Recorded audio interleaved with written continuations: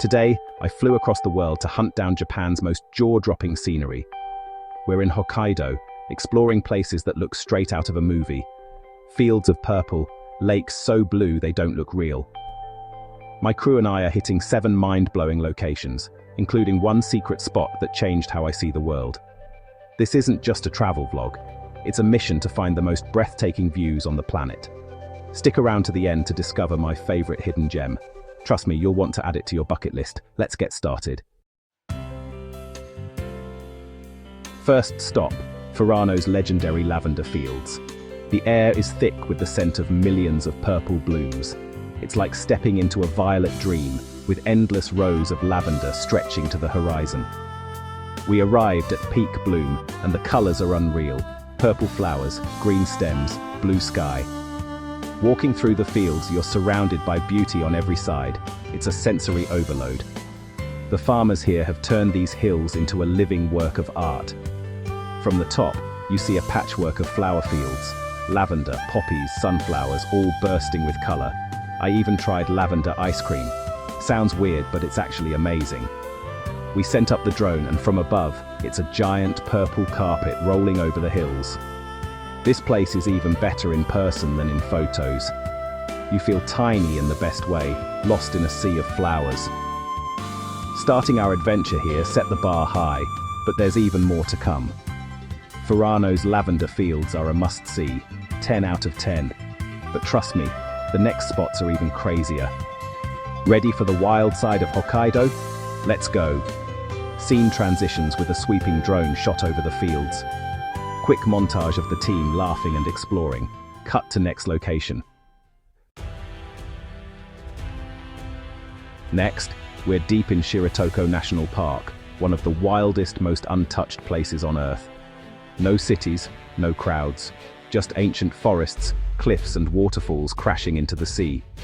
We took a boat along the rugged coast, passing waterfalls that plunge straight into the ocean. Kamuiwaka Falls is a hot spring waterfall, steam rising as it hits the cold sea. Hiking to the Shiretoko 5 lakes, we walked above the wilderness on boardwalks, scanning for brown bears. We spotted fresh tracks, my heart was pounding. No bear sightings, but the thrill was real. This park is a complete ecosystem. Deer, foxes, seals, dolphins, even whales. Everything here is connected, wild and raw. As the sun set over the cliffs, I felt humbled by nature's power.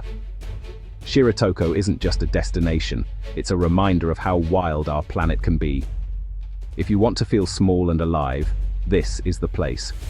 Quick shots of waterfalls, forests, and the team on the boat. Transition to the next adventure. Now I'm standing on the edge of Lake Toya, with an active volcano, Mount Usu, right behind me. The lake is a perfect blue circle, formed by a massive eruption thousands of years ago. We took a ropeway up Mount Usu for insane views. Lake, mountains, even the Pacific in the distance. Steam still rises from the craters, a reminder of the volcano's power. The landscape is a wild mix of lush green and stark volcanic rock. We ferried to Nakajima Island, home to wild Sika deer that wander right up to you. After exploring, we checked into a lakeside ryokan with an onsen, soaking in hot springs with volcano views. At night, fireworks light up the lake, reflecting off the water in a magical show. Lake Toya is the perfect blend of adventure and relaxation. Hike a volcano in the morning, soak in a hot spring at night. Standing here, you feel the raw energy of the earth. This spot is a top contender for my favorite so far. Montage, volcano, lake, deer, fireworks. Cut to next location. Quick shot of the team relaxing in the onsen. Welcome to Bie, where the landscape looks like a painting come to life. Patchwork Road is a series of rolling hills, each covered in different crops and flowers, creating a living quilt of color. Every turn reveals a new perfect view, fields of yellow, green and brown, dotted with iconic trees. The Ken and Mary tree stands alone in a field, simple but striking. We explored by electric bike, cruising quiet country roads with endless vistas. The air is fresh, the scenery peaceful, total escape from city chaos. At Shikisai no Oka, hills are striped with rows of red, pink, yellow, and purple flowers. From the drone, it's a rainbow flowing over the hills, almost too perfect to be real. BA teaches you to slow down and just take in the view. The beauty isn't in one spot, it's in the whole journey. This is visual poetry, a side of Japan few ever see. Quiet, serene, unforgettable.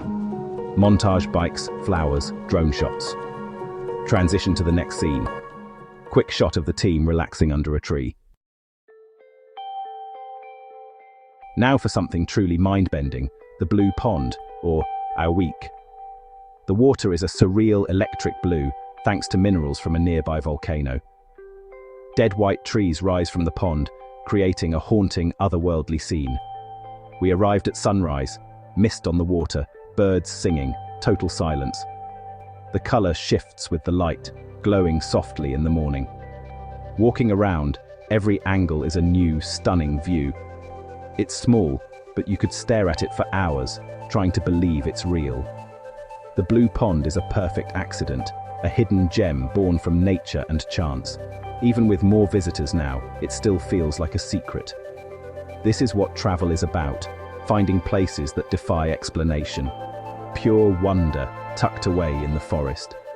Montage, blue water, white trees, close-ups. Transition to the next adventure. Quick shot of the team marveling at the pond.